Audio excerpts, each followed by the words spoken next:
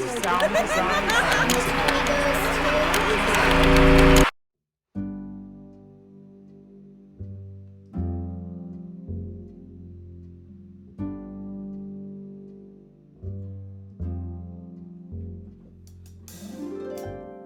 My name is Macy Schmidt, and I am an orchestrator and music director, as well as the founder of the Broadway Sinfonietta. I kind of latched on to cast albums at an early high school age, as I'm sure many of us did, and really latched on to the big orchestra cast albums. I would listen to a cast album, sans the overture, skip the overture. And then after I listened to every other track, I would try to make my own overture, and then I would listen to the actual overture to see what they did and if I liked mine better. But I just was always very interested in manipulating music and how different arrangements can make you feel different ways. And so it was kind of a slow burn unfolding the interest, and an even slower burn unfolding that it was a career, because no one tells you that it's a career.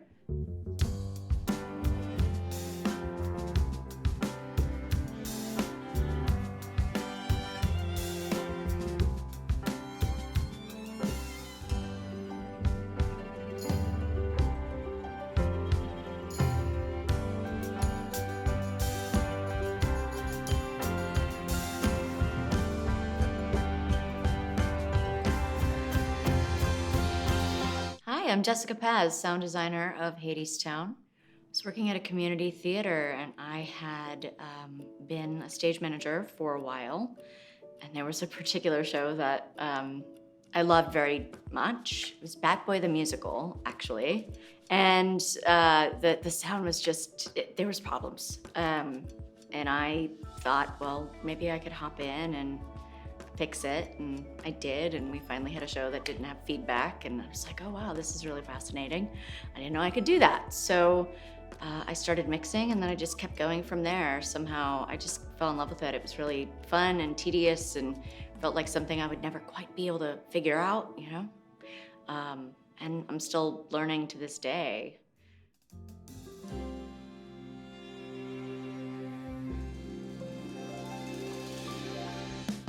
Hi, my name is Sammy Canold, and I am a director. My parents tell me the story of how when I was a toddler, my favorite pastime was to sit at the bathroom counter with the little shampoo bottles that you get from hotel rooms and put on little shows with them on the bathroom counter. And so they claimed that, they knew I was gonna be a director since I was 3 years old. I don't think that's entirely possible, but definitely the interest in theater, the interest in moving people around in space, the interest in patterns, I fell in love with it really early.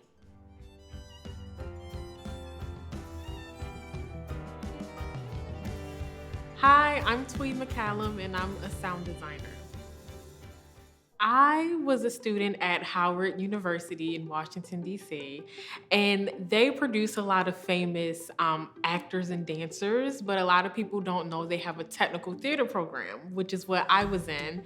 When I was there, they didn't have a sound program, and they still don't, unfortunately, but we produced a lot of student musicals and plays that I was a dresser for. So standing backstage, waiting behind the wings for my actors to come off, I became amazed with speakers and microphones from a distance, although I never got the opportunity to touch it when I was there. It wasn't until I moved to New York in 2018 and got my first job that I started learning sound for the first time.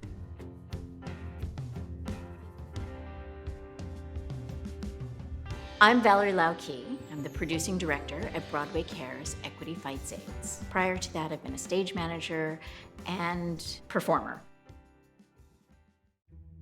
As a performer, it allowed me into the theatrical community. I took that background of the dance that I had poured my training into, and I got a chance to be on stage. I used that time traveling on the road to spend every day that I could watching load-ins and load-outs. I watched the process of what it took to make the magic happen. And that was even more magical to me than the heat of the lights, the audience. And I found when I was a stage manager that it tied all of those things that I love doing together. Sometimes people say, what do stage managers do? And sometimes I'll say, they make the scenery dance. As a dancer, I enjoyed that. And you're bringing something to life that brings all of those pieces together. So that's why I really enjoyed going from performing to being backstage.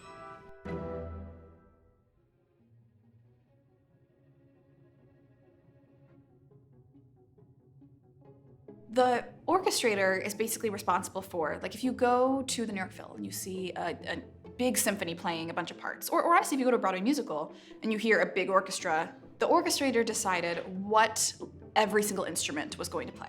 A composer will write a song that often, but not always, is written on one particular instrument. Maybe it's piano, maybe it's guitar, and then the orchestrator will take that song and kind of expand it and assign a part to every instrument in the orchestra, fitted to how big or small that orchestra is.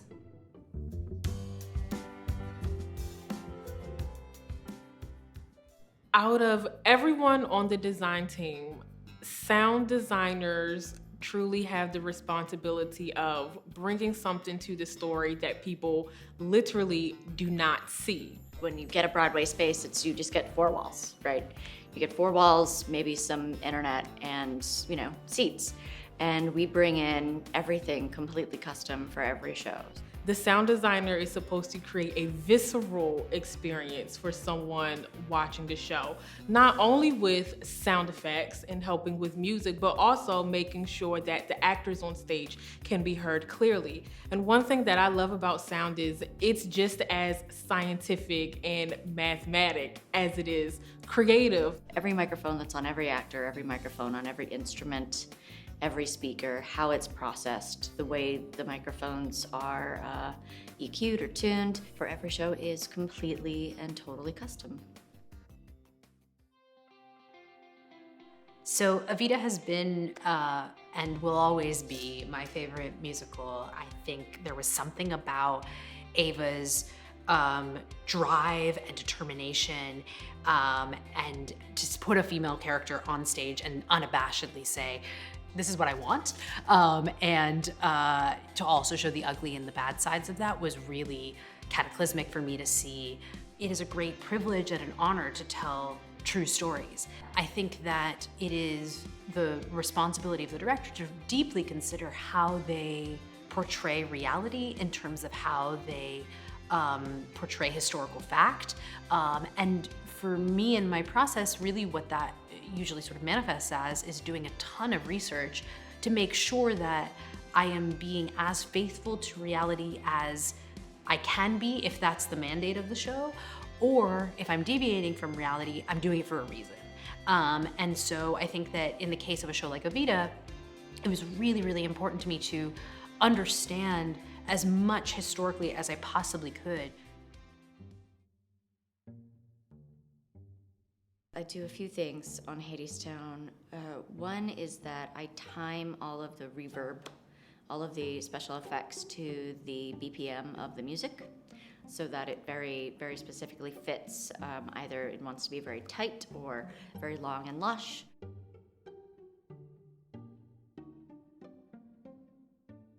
Another trick that we use, which is one of my favorites, is we have an oscillator that's running throughout the entire show with a gate on it that opens whenever the kick drum is hit.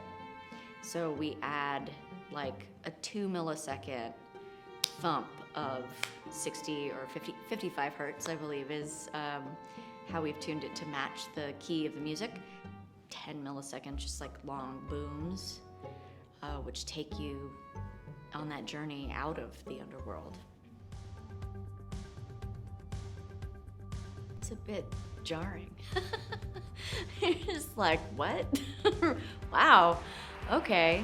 And momentous, right? It meant a lot, not just to me, but for the representation of women in this field. And I hope it means, a lot to some young woman who maybe wants to move into this field to go, oh, when I watch the Tonys, I'm not just gonna see men up there.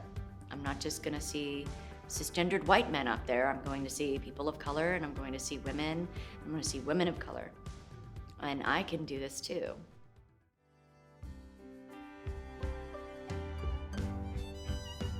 The Broadway Sinfonietta is an all-female identifying and majority women of color orchestra that is designed to showcase how excellent BIPOC women musicians are.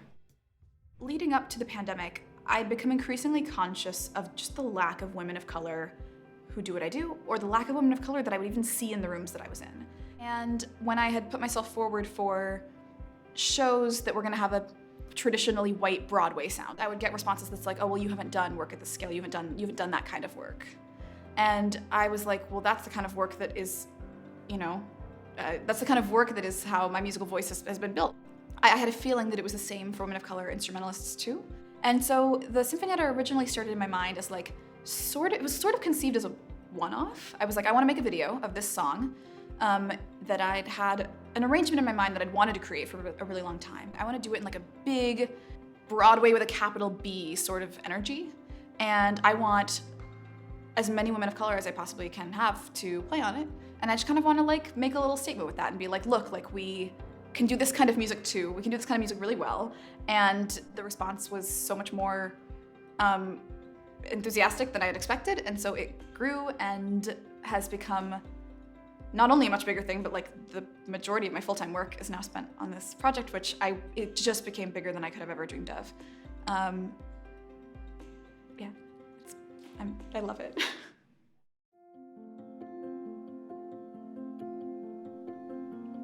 Being the first woman of color sound designer on Broadway, and so far, number 9 out of a list of women sound designers on Broadway is very scary. It was scary when I first got hired. It was scary through tech, and it's still scary after the show opens. Of course, I'm happy for myself, but the nervousness comes in when I think about I have the responsibility of making sure my work is good enough that other women of color will start getting hired, not in 10 years, but in 2022 when more of these new shows open. So I'm carrying this burden of, if other women of color do not get on these new shows, does that mean I did something wrong?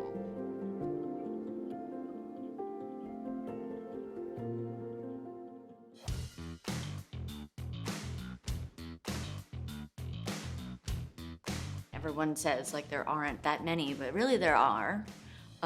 We just, I think prior to now, haven't been paying very much attention to them. What the data shows is that we female directors, particularly musicals, are all over the place in regional theaters and in nonprofits and off-Broadway. But then when it comes to making the jump to Broadway, there's a fall off, and it's pretty drastic. It's a very male-dominated industry, and that's not true just of audio for theater. It's true for audio in general, or any sort of engineering field, right? Almost every orchestrator I've ever spoken to can point to a mentor.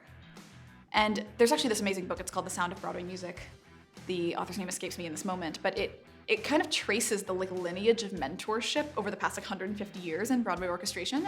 There's rarely, if ever, a woman mentioned in the book. But there are so many women of different races who I know, who I'm friends with, who I've worked with, who have hired me for jobs, who are out here, who I think are more than qualified to be doing a bunch of these shows. We mentor people who remind us of ourselves. Like you mentor somebody who's like, that's a mini me. And so for literally centuries, like mini me's have always looked a certain way. And I think that the reason there are not more women in this field is because in a craft where you kind of have to like luck out with a mentor to make your way into that, the odds are very, very clearly stacked against people who don't fit into that demographic. I think of directing a musical as running a business or being the coach of a major sports team, because you are often working with 100 different people who are reporting to different people, but ultimately it's coming back to you and the producers. And so I think people see that role as the role of like a CEO, and we know what statistics tell us about women in high-level positions in business, generally speaking. So I think we're suffering from the sort of the same stigmas.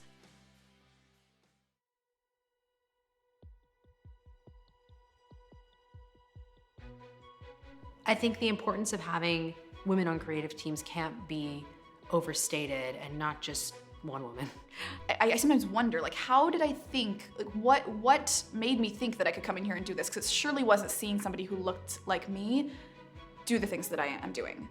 We need to have more stories being told that illuminate a world that we want people to see. I also want people to be paid enough for their work, respected for their work. Or telling women's stories. Of course they should be part of that creative process. It's their experience, right?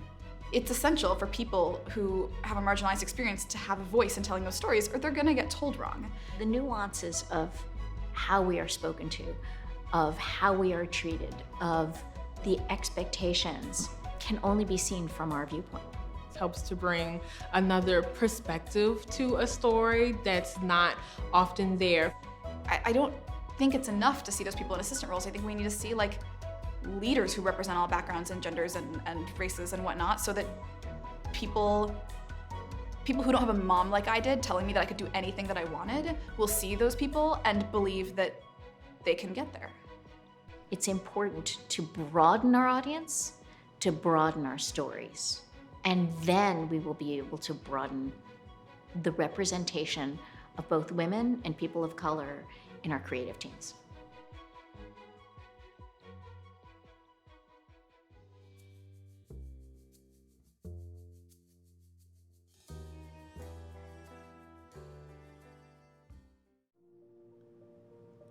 I don't know that it will ever be enough. You know, I think it's about what is the story, who is telling the story. The number of women on a team will be about the story we wish to tell.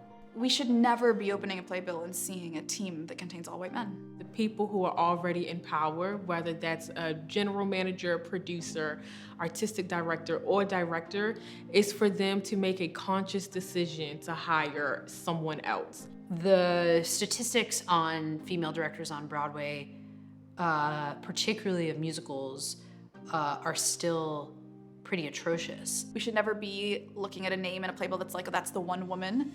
Not simply to fill a gender gap, but with keeping in mind that women are just as capable as a man of doing these jobs. We don't want to hit a quota. There's no quota involved with making things better. It'll be when we don't feel like we need to push it anymore. More than what it is now. We should always pursue that end goal of more.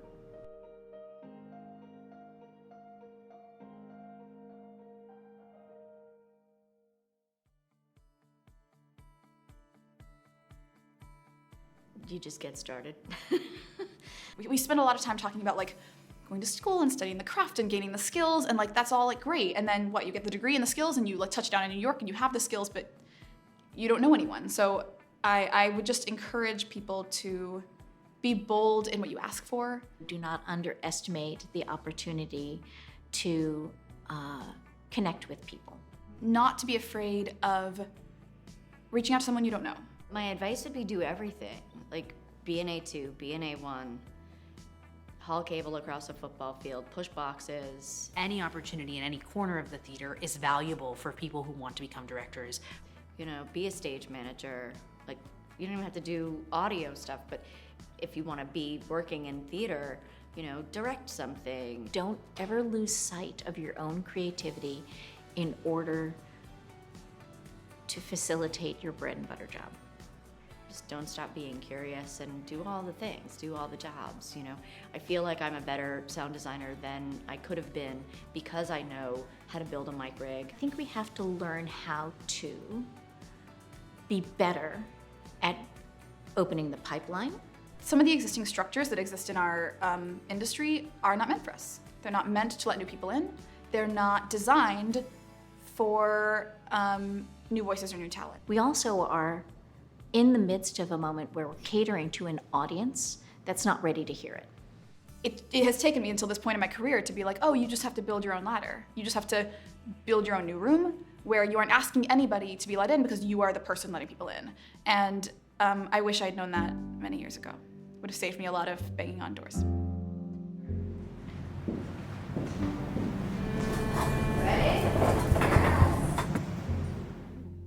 I'm quick, inspired, then wired from ambition that is seeping out my skin. For hire, admired, so green, the potential is just waiting to kick in. I sail a brand new ship unseen by the people of the patriarchal plains. But I'm tired of navigating, they're underestimating me. I'm my own best kept secret. They're happy I keep it, so they keep it. But it's time to build a bar and then I'll leap it. Set fire to the shadows and make my own light.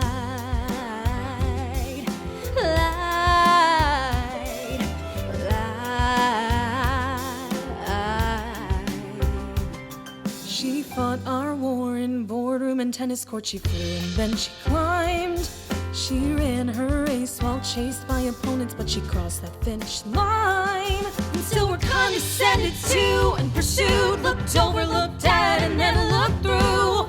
She is unknown, unwritten, will revive the woman hidden. I'm my own best kept secret, and they're happy I keep it, so they keep it. But it's time to build a bar and then I'll leap it. Set fire to the shadows, make my own light.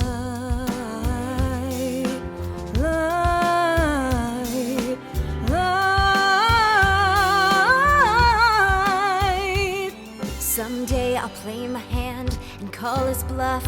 We'll reminisce about this stuff. When we were green and days were rough, We'll fill the room and be and enough. she'll pick up the phone to call her up, and we'll reminisce about this stuff. We were broke and broken up. About our wage and their rebuffs. Enough is enough is enough is enough. Enough is enough, is enough, is enough. Oh, yeah.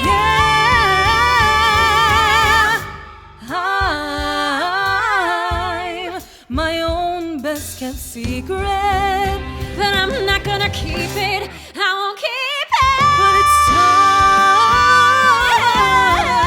time to build a bar and then I'll leave I'll it. leave it. Set fire to the shadows.